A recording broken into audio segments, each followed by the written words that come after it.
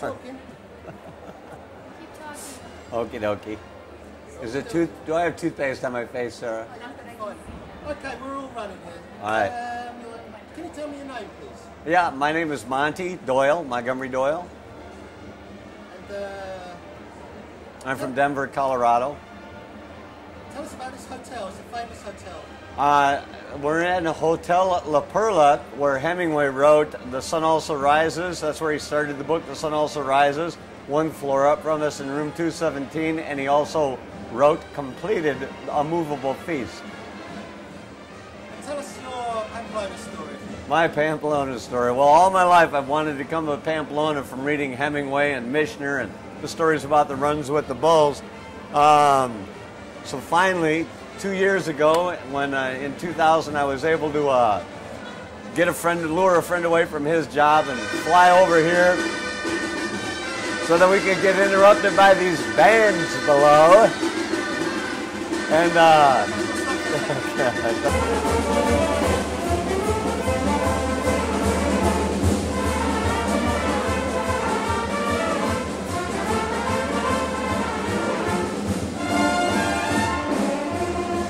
beautiful day. Gorgeous. You've been working all day, haven't you? Okay, we're rolling. So tell me your Pamplona story. Okay, well in 2000 I was finally able to pull a friend of mine away from work and come over here and run. And the first day that we were here I didn't get to run because I lined up in the wrong part of the street. And then I was swept out of the street by the police. But the next day I lined up in the right part and I had a really good run going. Except that I was blocked by runners down in the street, and then somebody panicked because a bull was gaining on me and jumped out in front of me and pushed me backwards. And I got gored pretty good. The first time it went 8 centimeters deep, and then the bull stopped, hovered over me, grabbed me again, gored me again, picked me up in the air, threw me up in the air, and ended up spending 10 days in the hospital. But it left a nice scar that I can't show on camera. Whereabouts did it happen? Right down on Estafeta Street, about midway between the... Okay, sorry, sir, 1 second. That's fine. Tell me where it happened. Right down on Estafeta Street, about halfway between the infamous right-hand turn and the gateway that opens up to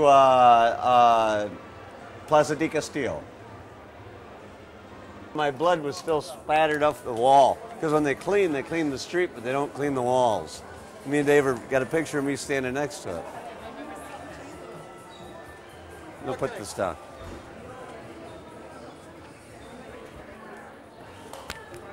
I'm ready.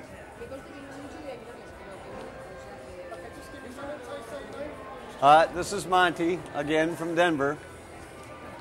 Okay, tell me about this place. We're standing right at the spot where I was gored at, where I had a good run going 2 years ago. Runners were down in the street right here all the way across, and they were all trying to get up, and they couldn't get up. That's why they tell you to stay down, and they kept falling down, so they created a roadblock. And I was trying to find a place to jump over the runners at. Instead of being able to jump over the runners, somebody panicked from here, and they jumped out and pushed me backwards into a bull. Somebody grabbed a hold of him and tried to pull him off of me, but he was so panic-stricken that between the two of us, we couldn't get him off of me. Meanwhile, the bull gained his footing because he had slipped behind me, and he gored me with his right horn into my left buttocks, and I spun around to the side here, where I laid on the ground, and the bull reached down and grabbed me again and threw me up to these balconies, which I have a picture of me crashing down. I'd replace the Agony of Defeat skier with that picture. It's one that I show off quite a bit. But now I've all healed again, and it's 2002, and I'm back to try again and try to stay all intact. Why? A lot of people are going to wonder why. Why do it again? Probably for the same reason I did it the first time, because I can. But even now, I think there's more at stake this time. I know if a matador goes into a ring, you know, and gets gored, he has to get stitched up and finish his contracts for the year. I don't consider myself a matador in any sense of the word, but now there's actually something riding on it. I know that something bad can happen out of it. The first time there was really nothing to fear because you don't think out of the thousands of people in the street you're going to be one of the ones injured. Now I know I can be, so now there really is something to face. There's actually a challenge here. Kind of like Sir Edmund Hillary. It's because you can. There's a challenge to face.